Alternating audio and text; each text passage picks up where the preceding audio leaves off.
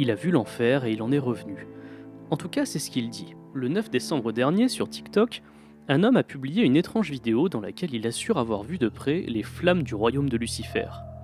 Gerald Johnson, originaire du Michigan et résidant aujourd'hui dans les environs d'Austin au Texas, raconte qu'il a fait une crise cardiaque en février 2016. Dans le court laps de temps entre sa supposée mort et son retour à la vie, il aurait été transporté en enfer. Voici un extrait de son témoignage. Mon esprit a quitté mon corps et je pensais que j'irais vers le ciel, parce que je pensais avoir fait tellement de bien autour de moi durant ma vie et aidé tant de personnes, mais au contraire, je suis allé en bas. Je suis littéralement allé jusqu'au centre de la Terre. Les choses que j'ai vues sont indescriptibles. Gerald Johnson a tout de même réussi à en décrire quelques-unes. Il a par exemple parlé d'un homme à quatre pattes, comme un chien. Il était entièrement brûlé et avait une chaîne autour du cou. Au bout de la chaîne, il assure avoir vu un démon. Gerald a ensuite parlé de la musique qui se joue en enfer. Et il n'a pas été franchement dépaysé, puisqu'il aurait entendu Umbrella de Rihanna et Don't Worry Be Happy de Bobby McFerrin, mais dans des versions plus glauques, chantées par des groupes de démons. Selon lui, c'est une forme de punition pour celles et ceux qui n'auraient pas assez vénéré Dieu à travers la musique de leur vivant. Prisonnier quelques instants de ce monde diabolique, Gerald Johnson sera ensuite remonté à la surface comme il était venu, puis aurait carrément fait face à Dieu en personne. Dieu lui aurait dit ceci pour expliquer son passage express en enfer. Tu as espéré en secret que je punisse les personnes qui t'ont fait du mal, mais elles ne sont pas à toi, elles sont à moi. Gerald aurait alors compris son erreur comme il l'a expliqué dans sa vidéo. Là encore, je cite son témoignage.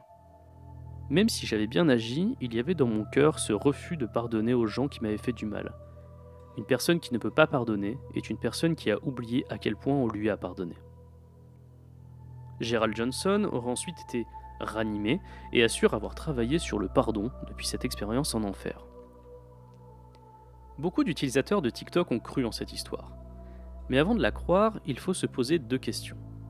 Qui est la personne qui raconte et quelles sont ses intentions ? Gerald Johnson n'est pas n'importe qui. C'est un pasteur, très impliqué dans la religion depuis des décennies. Lui et sa femme ont été assistants de pasteur pendant 17 ans dans le Michigan. Gerald est ensuite devenu lui-même pasteur, officiant dans le Michigan pendant 7 ans, avant de fonder sa propre église en 2011. Il est aujourd'hui à la tête de la Faith Culture Church de Round Rock, près d'Austin, au Texas. Son église, d'abord constituée de quelques dizaines d'adeptes, n'a fait que grossir ces 11 dernières années. Et malheureusement, ce n'est pas la branche religieuse la plus progressiste. Gerald Johnson est évidemment contre l'avortement et estime que la dépression et l'anxiété ne sont pas dues à des phénomènes biologiques, mais à des démons. Sa présence, très active sur les réseaux sociaux, est une forme de prosélytisme.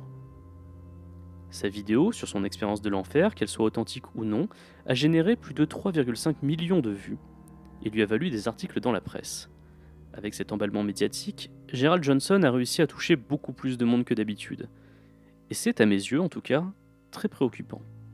Parce que même si la morale de son histoire est louable, c'est très bien d'apprendre le pardon, une partie des personnes qui y ont cru vont sûrement se rapprocher de la Faith Culture Church et de ses enseignements. Et je ne suis pas sûr que le monde ait besoin de plus de personnes contre l'avortement ou qui remettent en question la science au nom de la religion.